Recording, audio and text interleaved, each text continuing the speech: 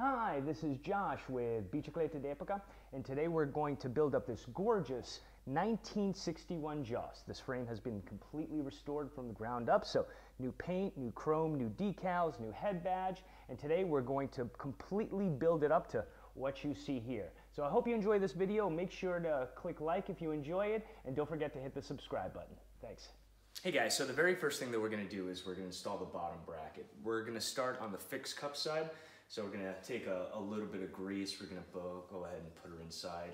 Some of the threads in there, especially after you get a new repaint, you might find that some of the threads are a little bit full with a little bit of paint. So make sure to scrape that off so that the threading is clean before you put on the bottom bracket, right? So I've already got some grease in here, I've got my bearings. I'm just going to go ahead and lightly thread this in by hand. See, it catches up pretty quickly.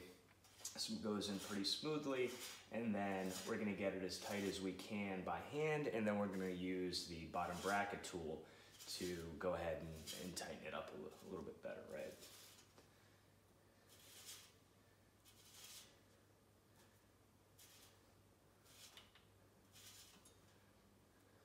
All right, well that's about as good as I can get it with my greasy fingers. And go ahead and get some of this off, and then we'll go ahead and use our bottom bracket fixed cup tool to tighten this up real good. So,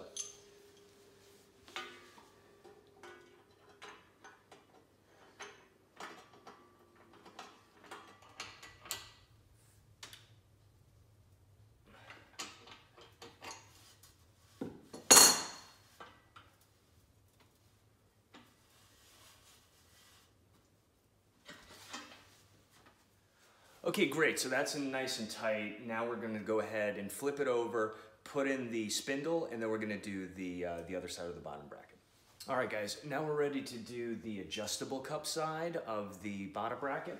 So we've got our spindle. So make sure to check the length of each side. The longer side goes on the drive side, so this is the longer side of the spindle for the bottom bracket. That gets inserted in there, bearings already in there. Nice and greased, fantastic. We're just gonna put a little bit, just a little bit of grease on the threading for the adjustable cup. Make sure that goes in nice and smoothly. And then also, while I'm at it, a little bit for the threads in here, right? So, yeah, let's get that nice round. Beautiful.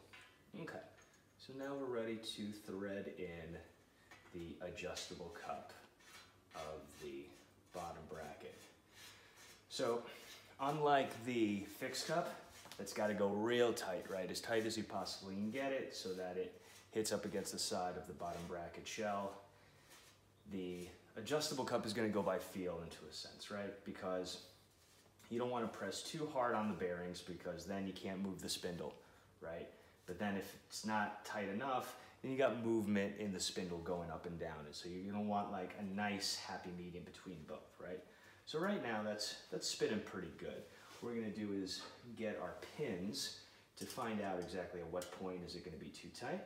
And there it is, it's right there, right? So we want just below that, we got some nice movement going on there. Next step is we're going to put in our lock ring and make sure that it stays in that position there that we want it to, right? So a little bit of grease on the threadings there. You start feeling it getting tight, but we don't want the adjustable cup to start moving, right? So at this point, what we're gonna do is we're gonna get a handy dandy pin.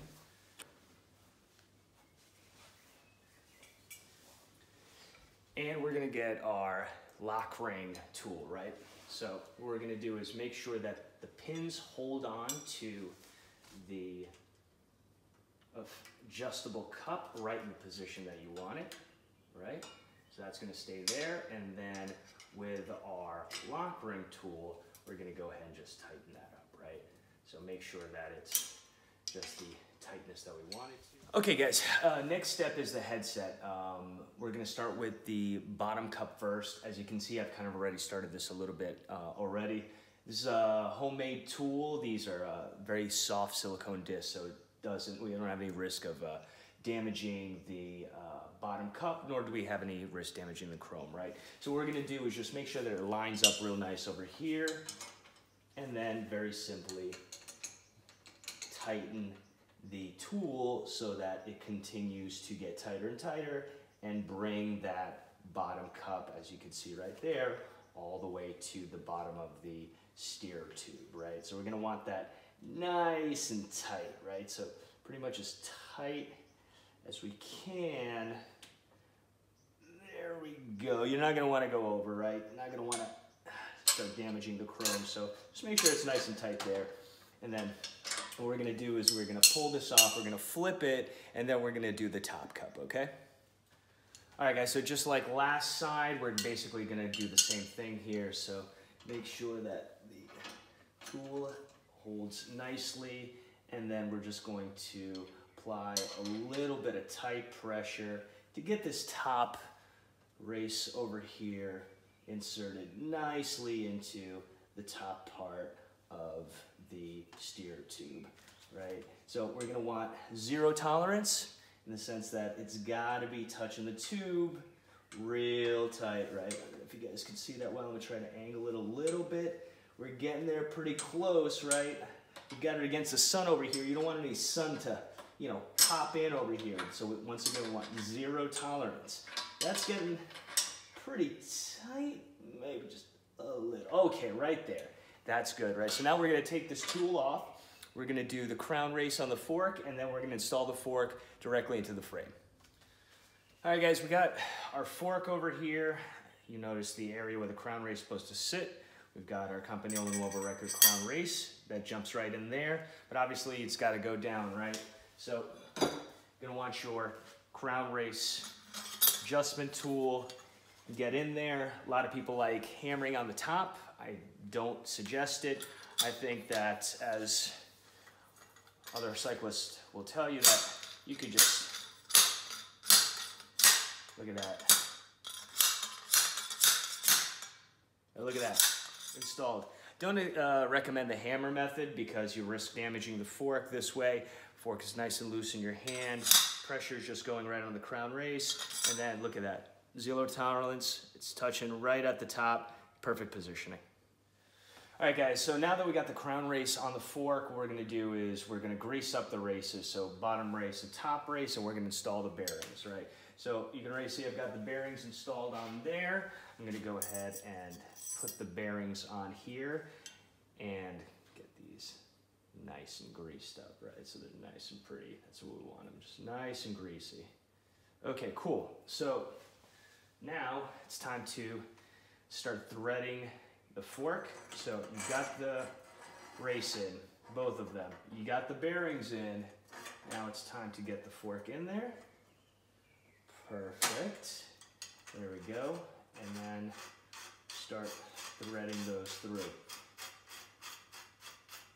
So similar concept here is the bottom bracket, right? You get it too tight, those bearings are gonna move. And then it's, you know, you're gonna end up damaging the headset because you're gonna end up having the bearings pressing down on the headset. It's gonna end up indexing, and you don't want that, right? That's not good stuff. So we're gonna clean this up real quick. We're gonna get the right tools and then get this adjusted for the right pressure on the headset, okay?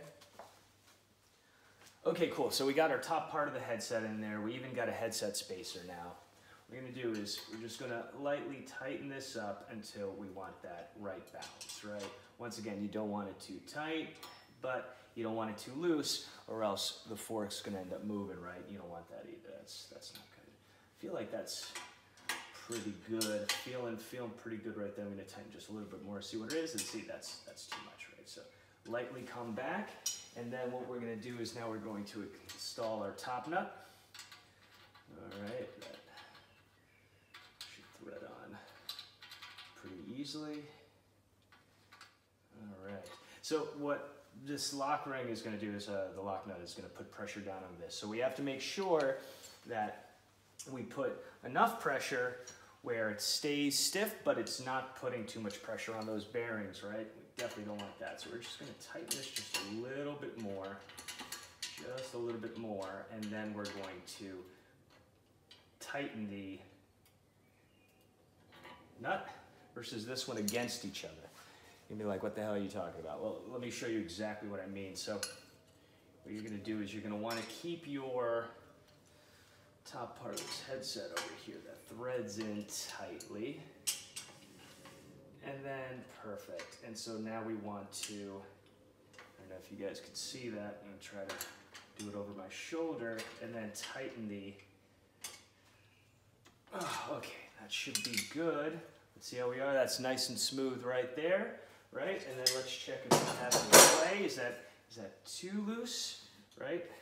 Do we have some play here? No play, right? So that's a perfect combination that you're gonna want. You're gonna want it nice and smooth where it spins easily, but at the same time, you know, you're not gonna want the fork to be going back and forth at any play over there, right? All right, guys, now that we got the headset and the bottom bracket out of the way, we're gonna work on a few easy things, right? So first is the limiter screws. So these are pretty easy, right? You got your long limiter screws. Each one's gonna go in. They got a spring mechanism, and then they got a counter nut that goes on the end, right? So very simple. Go ahead and just kind of peel back a little bit on that screw, on that spring, and then screw that bad boy in. Look at that, it goes in real easy. You know, I always make sure that the threading is nice and clean inside the dropouts before taking these to a painter, okay? So there's little things that you can even do yourself to kind of anticipate what needs to be done on the frame before you take it to get painted, chromed, refinished, whatever you're looking to do on it. All right, guys, next thing we're gonna do is the crankset. You may wonder why there is no chain ring on here. Well, it's because if you're gonna do a restoration, right, it's always better to completely take each piece apart. Go ahead and clean both arms real well, clean the chain rings, and also all of the screws that keep the chain rings together, right? So with the power of editing, hey, look at that. It's a completely built crankset. Isn't that amazing? I even had enough time to go get myself a beer, if you believe it or not. Okay, so what we're gonna do now is we're gonna mount this onto this, right? So bottom bracket's on there, feels real good, nice and smooth. We're gonna go ahead and just easily position that on there, okay? Real simple. We're gonna go ahead and grab one of our bolts that are gonna tighten it in there.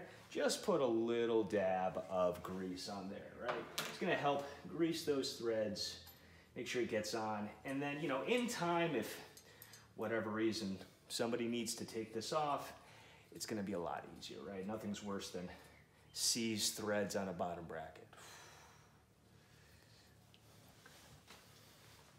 Okay, position this over here, get this nice and tight.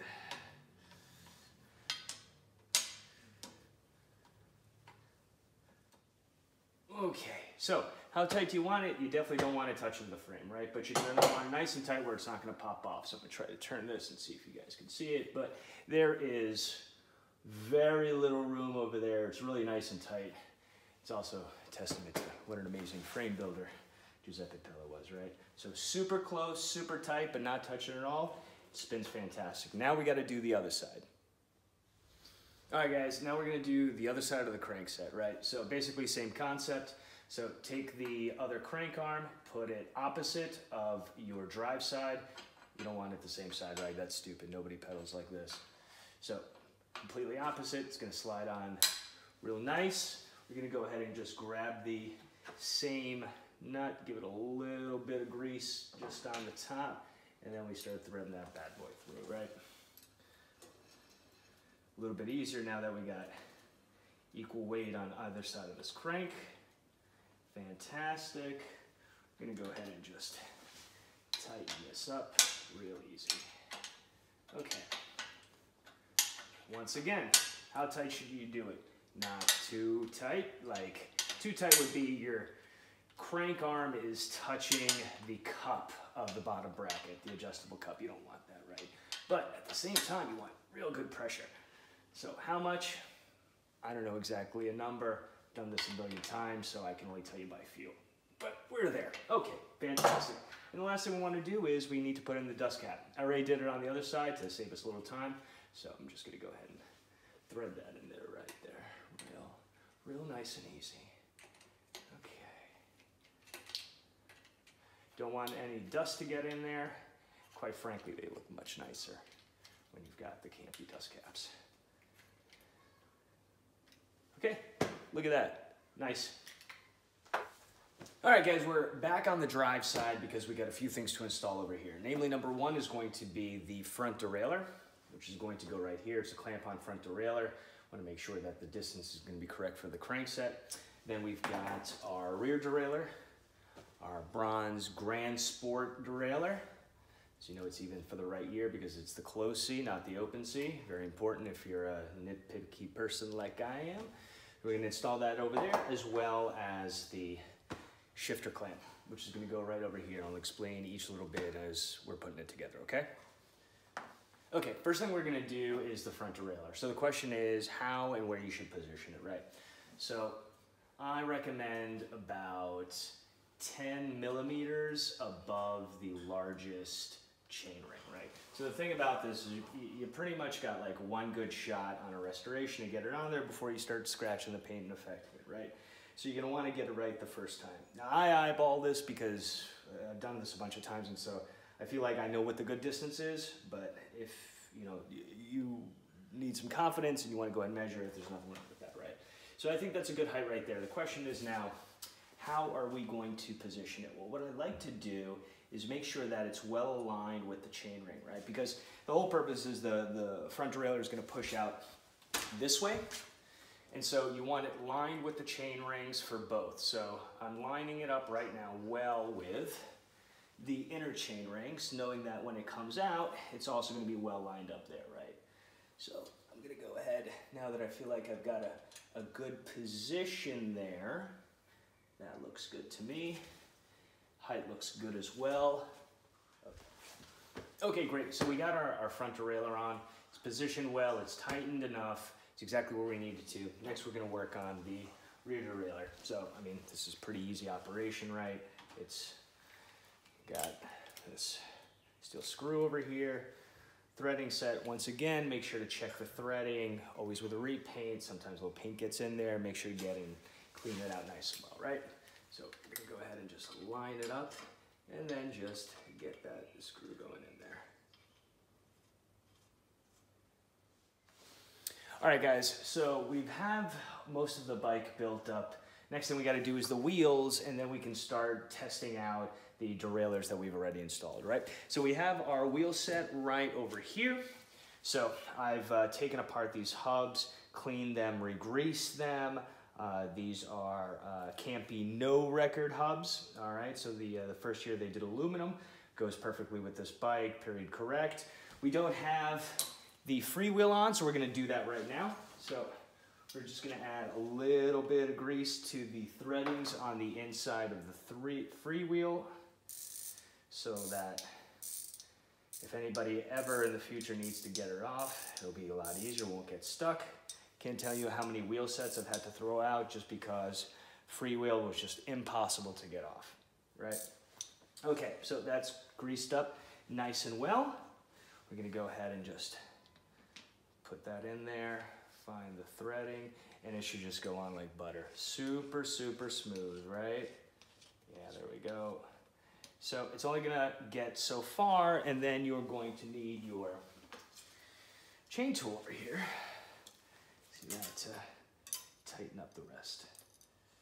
Okay, great. So here we are, and we're tightening it up more. Now don't worry that you can't get it tightened up to the absolute maximum, because what's gonna happen is once you start riding on it, the pressure of the crankset, your pedals pushing down, will actually help reinforce tightening this more. But get it as tight as you possibly can in the meantime, right? Okay, word to the wise. In the meantime, we're gonna go ahead and put this wheel on, and then we're gonna put our quick release skewers in there, okay? Okay, so we got the wheels on, we've got all of the derailleurs on crank, shifters. Now it's time to start running cables so that we can figure out the accurate chain length for the chain. Yeah. Okay guys, we've run all the derailleur cables from the shifters to the rear derailleur, front shifter, to the front derailleur, excuse me. I've pulled the rear derailleur as far closer to the larger ring of the freewheel as possible. I've also pulled back on the front derailleur, so it's on the large chain ring. What we're gonna do is we're gonna try to measure the chain to make sure it's the right distance, right? And the way you know, or the way you know whether to shorten the chain or not, is you're going to run it from, like I said, the large ring on the back to your front chain ring, and then you're going to stretch it out. Now, at the max, it's going to be about here. You don't want it at the max, you want it about two chain links after the max, right? Because you don't want to be riding on the max on your front wheel. So give it about 2 chain links, and then go ahead and connect it right here. So this is the perfect chain length for this setup that we have right here. Okay? Okay, so we've got the crank derailleur gear set up. Wheels are in there, ready to go. What we need to do now is get the brakes going, get the handlebars, seat post and seat in there, and then we're pretty much finished. So we're gonna go ahead and grab some universal brakes. We've got these 45 3949s, so period correct. As you know, universals need a 9mm wrench for the back, as opposed to Campy that uses 8 to 10. Universals are going to be 911. So we've got our 9mm wrench over here. We're going to start with the back. So we're just going to go ahead and rest that right there real easy. Okay, so we got the rear brake on. Now time to get the front brake on. Remember, the long part goes in the front. We've also have a nice little adapter over here that we use for forks that have a curved crown, so not as to damage the crown and be able to keep the brake in place. So I'm going to go ahead and shift over here. I'm going to go ahead and put the adapter inside. Remember, there's some teeth and spikes over here that help to grip onto this. Going to slide the brake in there. We've got small spacer, and then the nut for the bolt. And we're just going to gently get that on there. You guys can see that the brake is in the middle, and it fits there nicely. It has plenty of clearance also with the fork blades, so they fit in there nicely as well. So we're going to just go ahead and okay, great. So we've got both brake calipers, front and rear, in there. Next, we're going to do the bars. So I already have these bars that have pre-mounted universal 61 levers on them.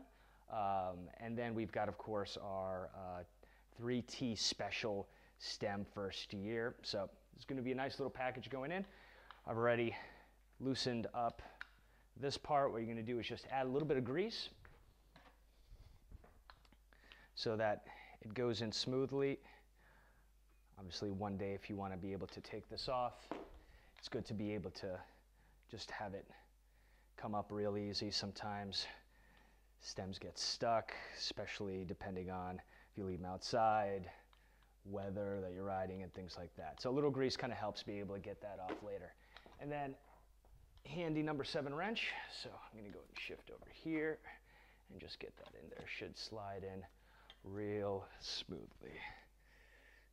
Oh, yeah. Okay, sounds good. We're just going to try to get it close to the middle as possible, and then we're going to go ahead and adjust later.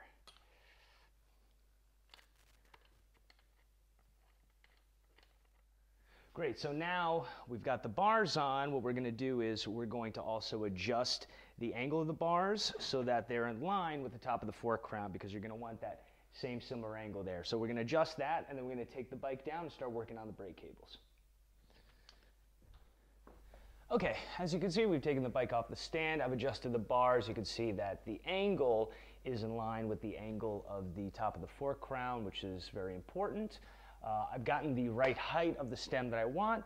What we're going to do is we're going to run the brake cables, but first, just because it's going to be a little bit easier also to lean the bike while it's off, we're going to get the seat post and saddle on, right? So I've already mounted the saddle loosely to the seat post, at least tight enough where I could, you know, be able to pivot it back and forth and get it inside the seat tube over here. So let me go ahead and switch sides over here.